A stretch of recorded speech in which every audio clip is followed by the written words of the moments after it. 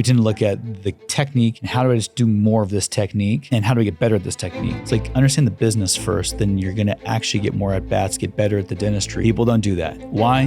Because it's so much easier to appease your instinctual desires for gitchy, shiny things. A little technique here, a new skill set over here. Oh, a fun little pearl. You're just a patchwork quilt of shit in your brain. It's no wonder you can't synthesize a singular approach that actually does build you an exponential business and lifestyle. How do you navigate travel? How do you navigate travel with kids? How do you navigate travel with kids while taking time off from production and the practice? What do you do with your staff? What do you do with your team? What do you do also when you have a partner? I have to be very mindful of what I produce and collect in the office, what my team does, so that it doesn't put it all on him. We have this idea, especially if you are on any form of social media, that you should be traveling 4 to 6 times a year and it needs to be international and European summers. And there are different seasons for different people's lives. And if that is not the season that you're currently in, you have other things that are a priority. That does not mean that fantastic memories can't be made. Welcome to the Dental and Mental Podcast. I'm Dr. Galen Detrik. I'm Dr. Davina Detrik. And we are going to be talking to you about the business and the mindset of dentistry. What's up, guys? Welcome back to the Dental and Mental Podcast. I had to think about that for a second. I was like, do you have other podcasts you're introducing? I'm on a lot of podcasts these days.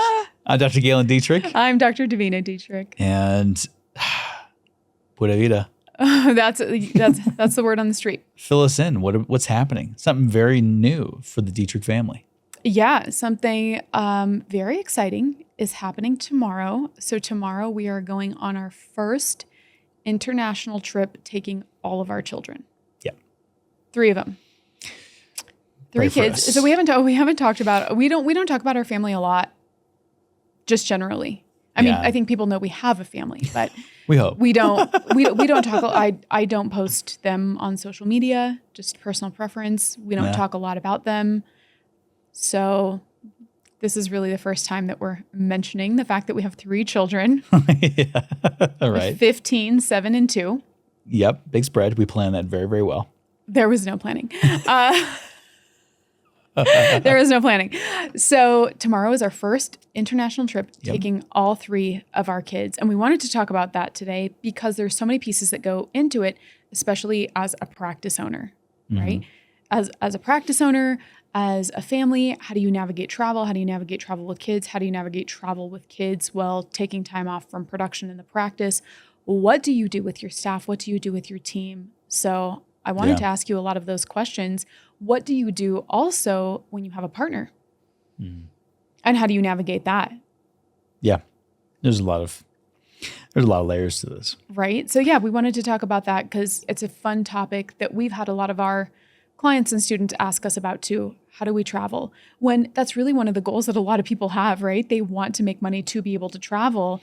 And then when you have made the money, you realize you have to make actually 3x that money because the practice is going to be closed. Yeah. Your staff still needs to be paid. Able to, be able to work and during that time. ideally you get paid as well. So yeah, right. How did you prepare? So we're taking a full week.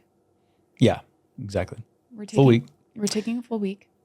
And I first up by saying that I'm really excited about it because, there's something special about your kids being able to get onto a plane and have an experience where you're not just, jumping to Denver or to Houston or wherever else to see some family members. You're going somewhere where they've never been before.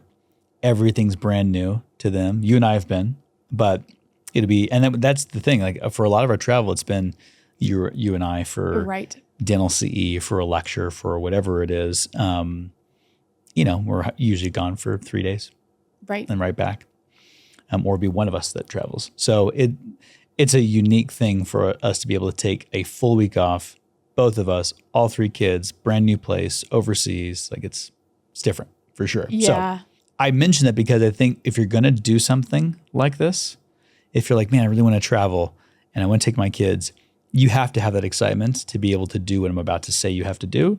If it feels laborious, you're not really wanting to go to do this thing, let's just say it's like a big family reunion and you're like, I really want to go to this. Like that could easily suck the energy out of you. and make it not worth it. Such a what good would be required. Yeah, that's really a good point. You energetically have to be able to back the thing that you're going to do to have the stamina to take it across the finish line. 100%. Yeah. Yep. Absolutely. Great point. And I think you need to plan the trip in such a way too, where, I'm not like, we're not landing on Sunday and I'm going to work on Monday. We come back on a Sunday and I have Monday off, and Tuesday is a decent day. Like, it's not a go kill yourself kind of day. It eases me back in. And that's by intention. We've learned that the hard way. We have definitely gotten off a plane at midnight, and then you are back at work the next day at 7 a.m. Yeah, I'd love to say that I only had to learn that lesson once, but it was about 6 or 7 times. we learned it a few times. I think really early on, though. Yeah, for the most part. We don't do that anymore. No, we've made a lot of changes, actually. We can talk a little bit about that. There are certain things that I think once you realize bits and pieces of yourself, you just do things differently, and it makes the experience so much better. It's when you kind of compromise your boundaries a little bit, Right. Or preferences, and feeling guilty about your preferences. I have a lot of them. I'm a very preferential person, as are our kids. They are. Everybody in this family has a lot of preferences. A lot of preferences. Yeah, we're not just. We can be. We can be roll with the times type of people. But if we see a clear path to getting those preferences met, we're going to take it. Right. Yeah. So I think your first question is kind of like, well, we'll maybe start with this. How do you plan for something like this from a partnership perspective? Yeah, let's start with the partnership perspective. What is the conversation like with you and Devin? And I also I think it adds some context to having the conversation about taking off a week when you also travel a decent amount for your tattoo. Yeah. Right? Like so this is not the only trip where you're not having this conversation with Devin with, I'm only taking 7 days off in the year. No, not at all. Gosh, last year I took 12 weeks off. Those weren't days you were scheduled. That's what you had off, right? Correct. Yeah, Okay. I had 12 weeks of time off. Yeah. The first thing is, I think you have to have this is why I'm adamant about this in the lab. And I'm adamant about this from the perspective of having been in all phases of the game. Mm-hmm. From working in public health to being an associate to being a partner to owning your practice. Having worn all those different hats, it has really made me appreciate what it takes to run a business, and honestly how stressful it is. It's a very difficult thing to do well. And so, which is why so many people go into corporate. It's not even because you're like, that's my dream. My dream is to go work in a corporate entity.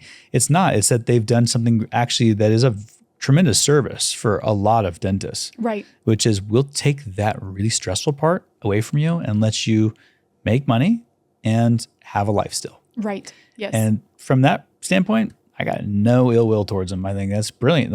That's a huge benefit actually to a lot of people. I agree. Especially millennials, which is, that we value that. So I think the first piece is really understanding what it takes to run a business. And if you don't, then you need to learn, even if you're an associate, even if you have zero intention of owning a business, you need to understand what it takes so that when you do decide to take time off, I have been an associate, and when you decide, hey, I'm going to go take a week off, it doesn't really impact you aside from the money you just are making. Right. Off topic, but Dylan, are you Gen Z? He's not. Millennial. Oh, are you? Do you know what Gen Z values? Do they like travel? I don't know anything about them. I just know that they're having. We have one, but we don't know what he knows. We don't know what he wants. Well, no, I don't know any. They're probably surely not listening to this podcast, but I'm like, do they value travel? Do we know about Gen Z? I just know that they're having brat summer. That's all I know. There was a lot of talk around the differences between the boomer generation, millennials, and Gen Z. And they were saying how, the boomers inherited kind of like the most peaceful time in America. Right. We're going to take this from an American perspective, obviously. And it was because the greatest generation, known as the greatest generation, was when they preceded them that had to fight for everything. And they give them essentially a really peaceful time. Sans Vietnam, it was a very peaceful era. And they kind of grew up thinking like very self-centered, like it's for me, right? And that was the first generation, kind of going off of our last podcast. It's the first generation, and this is again a generalization, but it is very well documented that that's the first time that sitcoms began to talk about kids as being a nuisance that they take from your lifestyle.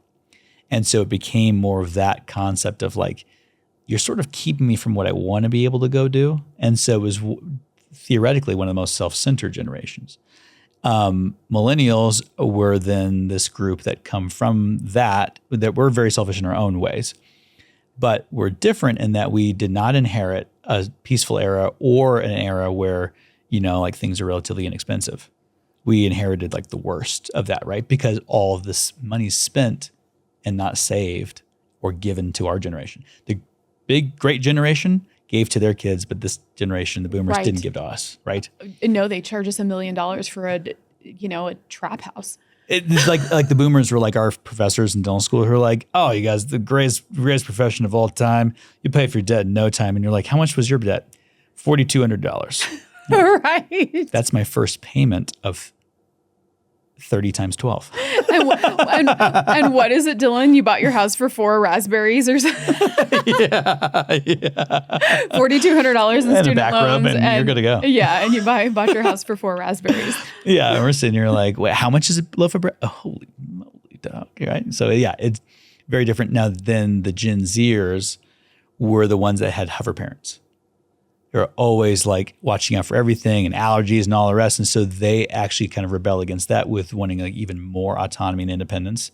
So that travel piece comes from that. When I want to get away from you. Like Interesting. You're too my space. So I'm a hover parent. Well, I don't think that you are, but Well, you're in that generation. Yeah. Yes. I probably am. Okay. So anyways. Anyway. Yeah. Well, that was really helpful though, because it's some good context. Yeah, it's a very interesting podcast. I can't remember it, so I can't help you at all on this front. Right. But sorry. It is a very good. And one. I gatekeep, so even if I knew it, I wouldn't tell you. It's probably true. Okay. So it was with Andrew Schultz. That's who it was. He's a comedian. He was interviewing a comedian. Oh, he is the comedian. He's interviewing another comedian. Oh. And this other comedian that he was interviewing, which I can't remember his name, wrote a book. And Do we trust comedians for facts? They might be the most truthful people. That's a good point. That's a great point. Okay. Yep. All No right. filters. Okay. But he wrote a book called How the Baby Boomers Effed America or something like that. Okay. Yeah. I can't remember. Okay. Good to Anyway. know. All right. Point being that when you are aware of what it takes to run a business, it makes you kind of pause. I think if you have any heart or integrity of like what you're putting on the back and shoulders of the owner. And so when I'm thinking about leaving for a week, because I travel a lot more than Devin does. Devin has three kids, soon to be 4, all under like 5 years old, you know, and so he's got that's different than ours, different than our situation. And then I travel a lot for Thrive and tattoos, things of that nature. Right. So I have to be very mindful of what I produce and collect in the office, what my team does, so that it doesn't put it all on him to now also pay our staff and our team and our overhead and all the other things while I'm chilling for a week. Yes, right? And as an associate, technically you're not responsible for those things, right? Technically that is the owner's responsibility. It's the risk and reward. As an owner, they're also going to make money off of you while you're working. The opposite's also true. They're not going to make money and they're actually going to have to spend their money when you're not there. And so there's usually stipulations in how much time you can take off, et cetera. But for Devin and I, it's just very much like, okay, here's what we have to hit. And whether you hit that in a week or you hit that in 4 weeks, that's up to you, how you're going to do this. But it also then is what's your team going to be doing while you're gone. So what is your team going to be doing while you're gone? Yeah. So my team is responsible for a number of different things. And this does change based upon when I'm gone. Okay. Right. And what's required. Right now, we're in a really weird place in that all of August, so we're recording this podcast first week of August. I'm booked through the first week of September. We just filled our last spot. Actually, we might have one more spot left for a big case on the 27th. But other than that, it's completely full, which isn't my preference, actually. I don't really like that. I do a lot of same-day dentistry. I like having time with patients. Yeah. So to be completely full for a month, I don't really like. But July was crazy, and people have been coming to us right and left. So my team is responsible for going through that schedule for the rest and making sure that I'm not double and triple booked in places where I really need to be. I need to have time. So massaging the schedule is number one, right? Massage it so that it's going to work for me. Second is making sure that we have all of our ducks in a row. So if it's implant parts or cases and everything else, those are just the standard things they have to do, but you got to make sure that that's happening. Stocking, there's certain times where I think we deplete, a burr kit or whatever it is. And I'm in there and I'm like, where the hell is my, 012 course burr? No one knows where it's at. We didn't order more. Right. So very simple things that seem common sense, but when you have a week off and we're a very, very busy practice. I don't blame them. Sometimes it's like they have families too. They're trying to get back to them. We're there till 4:30, 5 o'clock, having crushed all day long. And they're like trying to just like come down from it all. And they might forget to do burrs. They might forget to do, whatever it is, whatever they have to stock. So they have to take care of that. Then there's some experiential things for our patients. So I have one of our front desk members getting more gift cards, getting bottles of Vev for patients who finish full arches, handwritten cards, things like that. So making sure that those things are there. And then the fourth and final piece is making sure that they're there to supplement Devin. Because Devin's going to be there with his team, but we're going to have emergencies. We're going to have post-op things. We're going to have all kinds of stuff that come in still. And so my team's going to be taking shifts to be a fourth or fifth assistant there during those days. Okay. So that they can take care of those limited exams, those emergencies, or whatever, so that he's not dying trying to take care of all that. Like, what was it the other day? It was on Monday. I was supposed to be off, and we had 29 emergencies and exams. These are not our patients, by the way. We need to be clear. We didn't have 29 people, in pain from what we did. Right. It's because there is an access problem in Santa Fe. It's an access to care problem. Yeah, there's an access to care problem in Santa Fe, and maybe everywhere, but we know in Santa Fe for sure, patients are having a difficult time getting in to see their regular provider, and they're having emergencies, and nobody can get them in for weeks. We're even seeing people that have almost like more medical things. Oh, interesting. They're having a hard time even getting into PCP, physicians or PCP. Right. And so they'll come over to us to, like, hey, can I get a medication for whatever, and sometimes we have to tell them no, but it's kind of crazy. We're getting a lot of those types of patients that are just like, I can't be seen anywhere. And we can get them in same day, almost always. So strategically, you guys plan for those spots, knowing that that there is currently an access to care problem. We strategically plan for it. And we're getting to the place now where we're just staying late. Right. Are any of your assistants going to be running their own columns while you're gone, since you do have a provider in the office? Yep. Karina will definitely be doing that. Okay. And then the other two assistants, Vanessa and Angelica, will be spelling her and running the other ops. So they're not going to be there. It's kind of strategic, right? So every time a person is there, you're paying them. So well ahead of this, I told them when I was going to be gone, about 2.5 months ahead of time. And I told them, you're going to be taking that week off. You get a vacation during this time, because we always give them that at some point in time. So we try to match it with what I'm doing. So they're taking off, but they're each going to work a day. So there's 3 assistants, 3 days off that I'm missing. And that's the other thing too, is I'm only missing 3 days, right? We go from Sunday to Sunday. So I'm actually only missing 3 days of work. And the goal was to produce what I needed to offset that ahead of time. Right. And we did just that. I think, we standards is around 200. We'll say like 200,000 a month is what we try to produce. And we produced 330,000 this month. I did. Not you and Devin. Correct. Okay. Yeah. Devin did 280, so I think we did almost 700,000 this month. And that is not what most months are, just FYI. But that was a blowout month, and it was on purpose to make sure that we could offset this week off for me and to see all of our emergencies. And it just keeps coming. So there's a lot of strategic stuff that goes into it. At the same time, we always tell our staff, we say, we do something kind of strange at our practice. We have our staff work 3 days, but we pay them for 4. Mm-hmm. And as a result of that, our expectation is that those 3 days you are committed to this practice unless we tell you you can have that day off or whatever, right?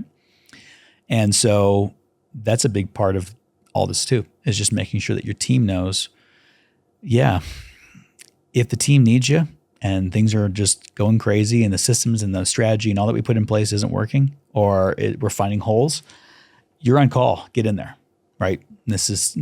You're already paid for that 4th day off. So you are expected to be there. Yeah. If the wheels come off the bus. Right. Like a Monday where there's 29, like it's physically impossible for Devin to produce and to do all that. And he had backup and the backup failed. And so he called me and I went up. Yeah. So can I answer the question? Yeah. Maybe? Yeah, it does. So if you enjoyed this episode of the Dental and Mental Podcast and this topic resonated with you, we go so much deeper inside the Thrive Lab. So if you too want to be copied but not replicated, come join us in the lab. And just for you, because you listen to the podcast, if you want a full $1,200 off of the year-long subscription, just use coupon code podcast.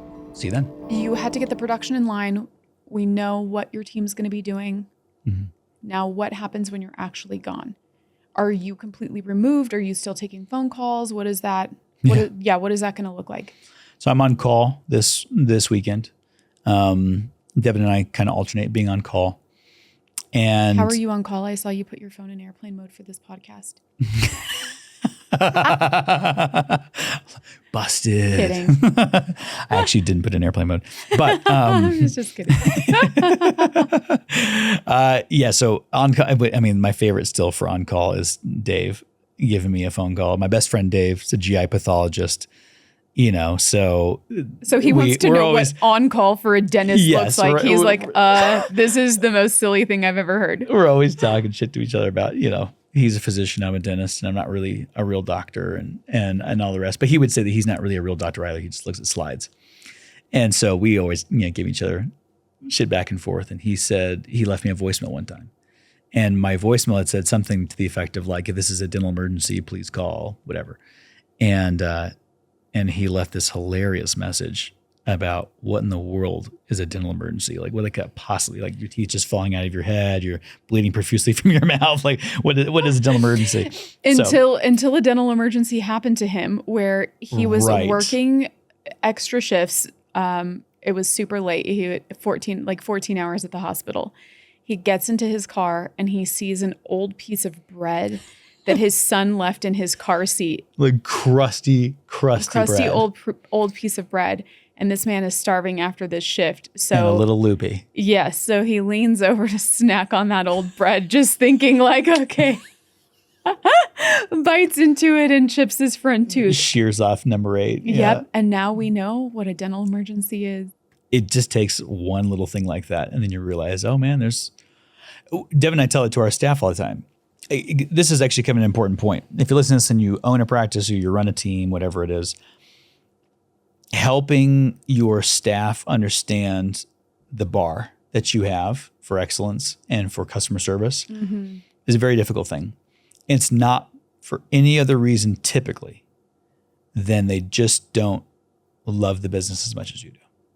Right. And to be fair, we can't expect them to. Right. Correct. 100%. They are not responsible for payroll. They're not responsible for the lab fees. They're not responsible for making sure that this thing runs the way it should. And they also don't get the reward for that. Right. So one of the things that we do train consistently, and I tell you consistently because it's not a one and done. This is a constant like heartbeat type situation. We talk about having a servant's heart. And what we'll say is, how many of you have had a dental emergency? How many of you have been in pain dentally? And like one person raised their hand. And we said, that's just it. Once you've actually been there and you know what it's like to have a tooth aching in your head. Oh my gosh. It's a very different level of, I need to be seen now. And like the pain that you're in changes your mood, your emotion, the way you talk to people. Your capacity for kindness. Kindness goes away most of the time. I don't think I had a lot of understanding until I was in that position. Yeah. And I had to get in to see our endodontist ASAP. And truly the most excruciating pain I've ever been in. Yeah.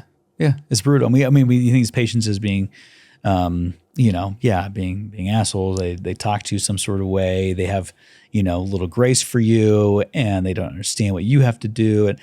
And we tell them, we're like, guys, until you're there, you have no idea. So we're going to have this sort of heart. You guys should do a merch line. Vita. Oh, yeah? Yeah, shirts that say, please excuse me for what I said when my tooth was aching. And you guys give it to all your emergencies when they leave. That's so cute. Right? With the Vita branding. That's actually, I like. Right? See, you always got good ideas. I know. I think that's a really good one. You can get some good punny ones going. I think that's a good one. I said it on the podcast. So I won't be mad at anybody stealing this idea because most people steal them without my consent. I'm giving you consent to use it for your own marketing for your practice. You're welcome. Oh my gosh. It was my tooth, not the truth.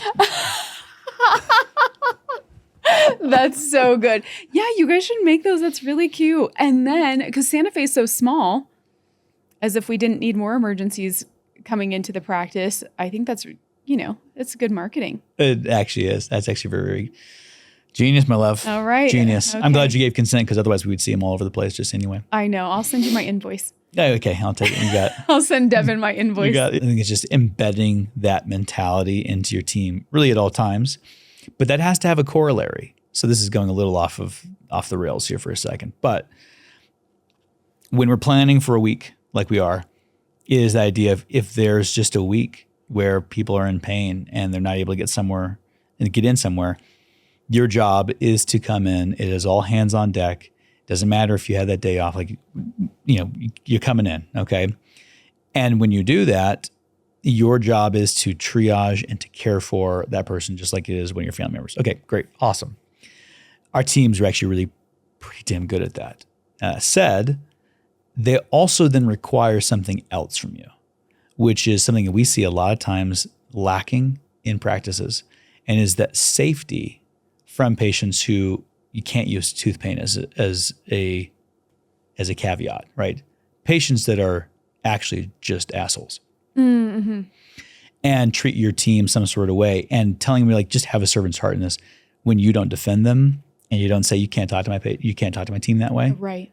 We all have experienced that where there's certain patients who will give you all smiles and all the rest, and then they treat your team like they're the support staff that barely get paid, And you have to have boundaries around that. I just bring that up as a corollary. I think it's important that you're not just chirping about how they take care of patients and be empathetic. You also need to back them, protect them, stand up for them, and let them know that it's a safe place to be a right. Absolutely. team member. A patient will be dismissed. Yeah, and we've done that. Yeah, we've absolutely dismissed patients based on how they've treated the team. Mm-hmm. Yeah, absolutely. Yeah, 100%. Okay, so are you going to be on call when we're in Costa Rica? No. I'm finding out now for the first time. No. So that was again planned. So I'm on call now.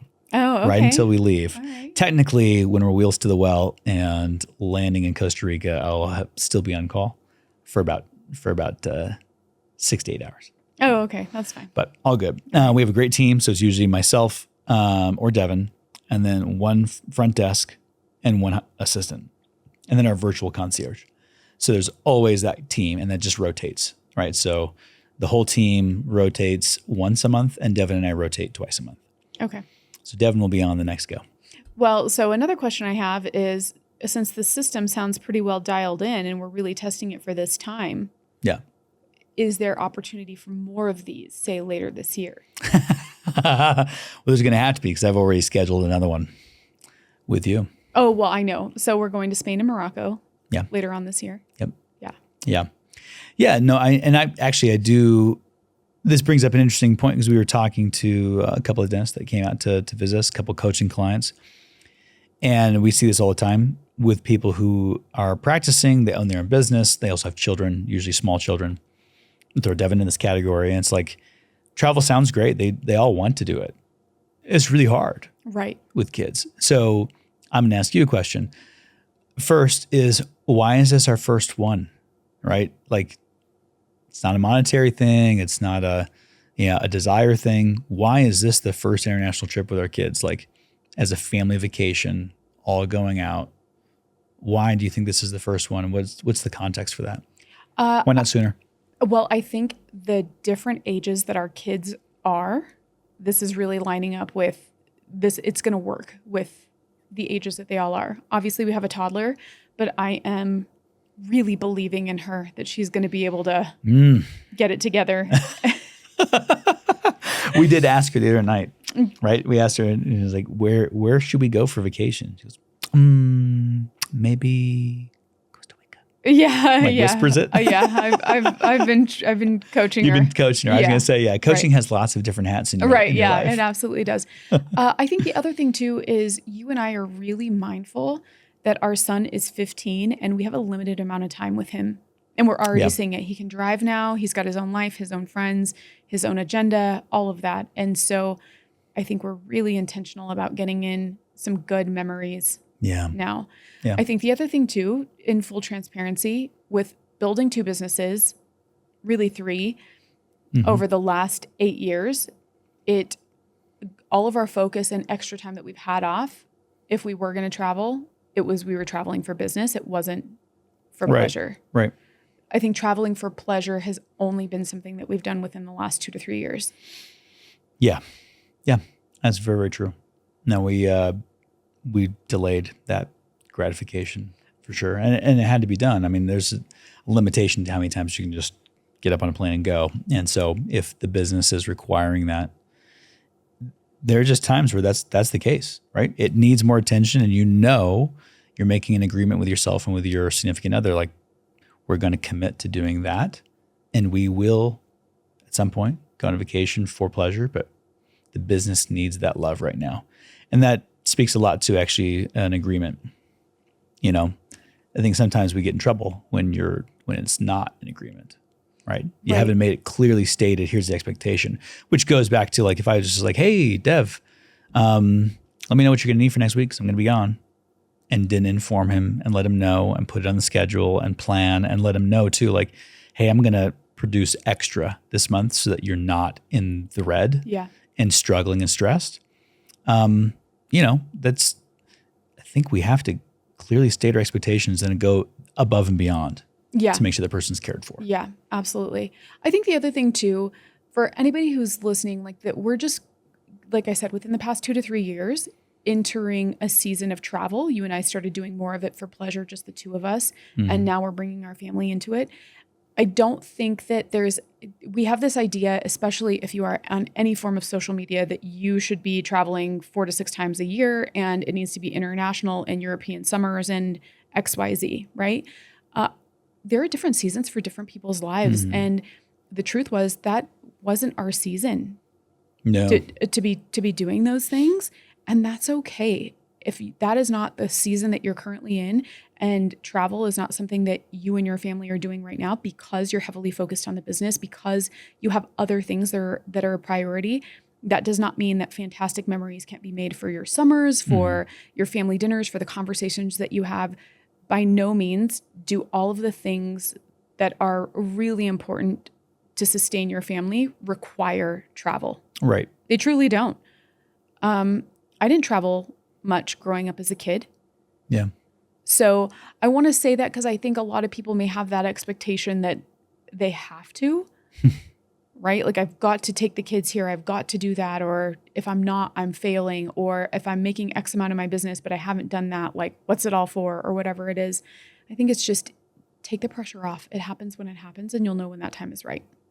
Well, and we experienced that. We experienced that a lot of times, actually, where not necessarily for long bouts of time, but there were certainly moments where you and I thought we were failing our kids, especially our son, where you're like, you're getting older. We haven't had that vacation that we've always talked about, that we've wanted to, that we feel like we've kind of almost promised subconsciously to take you somewhere, give you that cultural experience. We felt that for each other. It was like, I'm failing as a husband, like I haven't taken you somewhere that, special like that. Those are real things that we feel. Right. As people that we do experience. And I mention that because it's not like it was always so planned and perfect either. We're like, it's just not this season, and eventually we'll get there, and we know exactly when that's going to be. A lot of it has been you and I having a lot of forgiveness for one another and for ourselves, and giving it our absolute best. Give it your best. Give it your best. But now that we're in this season, it is interesting because what used to be such a hard push to get into the black and not be in the red is not as hard. Once you have the systems in place, once you have the team in place, the trainings in place, and you've developed actually a sense of authority in those different companies and businesses, it starts to work in synergy with what your new desires have become. And so it's not as hard anyway, is what I'm getting at. Right. And so it is worth something. Keep going. That's what I tell people. Keep going and keep your head down. It's going to be fine. You just got to keep pushing. Another thing that I think is really helpful too is to find somebody who is doing it that's maybe in your similar situation and just be curious about how it's being done. So I think it's really detrimental to compare yourself to people who are not in some sort of similar situation as you, right? Like if you and I with 3 kids are comparing ourselves to a single couple and how much they travel, that's apples to oranges, right? Right. Completely different things. But we have really close friends that travel a lot and they have 3 kids. Yeah. And so their opinion is really valuable for us. Like, well, how are you doing this? Or what systems and structures are you putting into place? Or how are you forecasting the businesses? Yeah. Right? Yeah. How are you navigating that with your extended family? They take their extended family. Like that's a new layer too. Oh, and they'll go for a month, 6 weeks and go live somewhere completely different. And it's impressive. Yeah, it's really very cool. impressive. Yes, it's absolutely incredible. And they're multiple steps ahead of us from the traveling perspective, right? They've done Absolutely. a lot. And so they're really great people for us to ask questions about. How did you do that? Because they have done it in so many different ways, different family members, different businesses, all of that their opinion is really valuable and insightful for us. So I would also say that ask people who are doing it at a different level than you, but with a similar circumstance. So, I mean, this wasn't actually in the intention of this particular podcast, but I'm seeing this now. You probably saw it before I did. But what we're describing with regards to traveling to Costa Rica, the strategy and plan, but also the expansive capabilities of the team to pivot, to be agile during that week in case the strategies and plans don't quite work out, is really the same concept or advice that you would give, it sounds like, to somebody who, let's say you're a younger dentist, maybe you've been practicing for 10 years or less, and you've got a young family and you're like, I really want to travel. I really want to take my significant other somewhere. I really want to do these things that you see. It feels defeating. It feels kind of hopeless sometimes. Feel like you're never going to get there. You would probably tell them, create a plan, create a strategy. You can't just be throwing things at a wall. But then there's also that room for being able to be agile, to pivot, to accept life as it kind of comes. The punches that you didn't see coming, right? Is that more or less the flavor of what you would tell? Like, what would you say to somebody who's like, I really want to be traveling, but how? I tell that to Devin. He's like, how? How am I supposed to do that? Yeah, I think the first piece is, are you asking how because you're genuinely curious about how to do it and you want to get ideas and say, okay, that's really cool. I want to try that, or I haven't thought about that. Are you actually open-minded to hear the responses that you're going to get? Because I have found in conversations with people, there are people who are really like, how are you doing that? I really want to know because I want to figure it out and take pieces that are working for you and apply them to my life. Then there's another set of people that say, how are you doing that? And then you tell them and their immediate response is, it would never work for me. Those people actually don't have a desire to go do anything, change, be different. What they want is they want validation for why they're staying stuck. And what am I going to do with that? Right. Mm-hmm. And so as soon as I am in a conversation with a person who wants validation for being stuck, I do not give suggestions because I understand that that's not what they want. Interesting. Yeah. Right. So I would say the first piece is being really self-aware. Are you asking questions because you want validation for woe is me? This is never going to change. Or do you want to know how it could be possible and what things you can do to actually take a step? Right. It doesn't have to be European summer. Maybe you're, taking a road trip to local parks and we're going to see how the family does with that, right? See how the kids travel, whatever it is. And so I think that is a really important distinction to make personally Yeah. What are you actually after? Devin and I both, we've talked about this in the lab quite a bit. So all of the courses that are in that are focused on business, the craft of dentistry, right? From photography to diagnosis to composites and regenerative dentistry. And then the lifestyle piece. And when you look at all three of those, I think it's really quite fascinating to realize how much the systems of a business and the way that you look at money and how what your belief system is around that, how much it impacts the other pieces, like downstream. Mm-hmm. We tend to look at it the other way. We tend to look at the technique and how do I just do more of this technique and how do I get better at this technique? But we're kind of putting the cart before the horse a little bit. It's like understand the business first, then you're going to actually get more at bats, get better at the dentistry, and then where we're at. Yeah. Now all that's working so well in collaboration with your goals and efforts that you get to enjoy the Thrive-style lifestyle piece at the very end, right? You get to have that. When he and I were both working in public health, you were working in public health. Yeah. What did we do? We took a bunch of CE outside of dentistry in business. Yeah. Right? That's where all of our money went. All of it. All of Every it. dime. Every dime. I mean, 30,000, 40,000, 100,000, everything we accumulate, credit cards, the rest, here we go. And we learned business. We put business first. And it's a very generalized term, but point is how you receive money and how you give money. How does money flow through your life? And that impacts every single person. Doesn't matter if you own or you don't own. Because we did that, I think even Devin, I was talking to him at one point in time, he didn't know that he wanted to own. He had no real clarity of like, that's where I'm going to go eventually. He just knew that he's a very naturally curious person. Dylan and I were talking about this. Like he's always asking questions. That's why I think he's so fascinating. And he's a fascinating person. That's why I like to and talk to him. He's very intelligent. Because there's always something new, like mental chewing gum. There's something new to, hey, I was thinking about this. What do you think about this? Even if it is the most random silliness, I enjoy his questions. It's funny because one of the things, the type of person that agitates him the most, he should have been on the last podcast, agitates him is the person who doesn't want to learn. He just can't fathom why you wouldn't, in any given situation, pick the minds of the people that are around you. It doesn't make any sense to him. Yeah, well, I feel the same way. Very short, quick story in this, which is hilarious. There's a dentist that we both knew, more so that he knew, that he was friends with. And this dentist was struggling with a number of different things that Devin was like, well, Galen and Davina teach a course on this. Like, you can fix your problems with this course, man. Go take the course. And the guy's like, nah, I don't want to do that.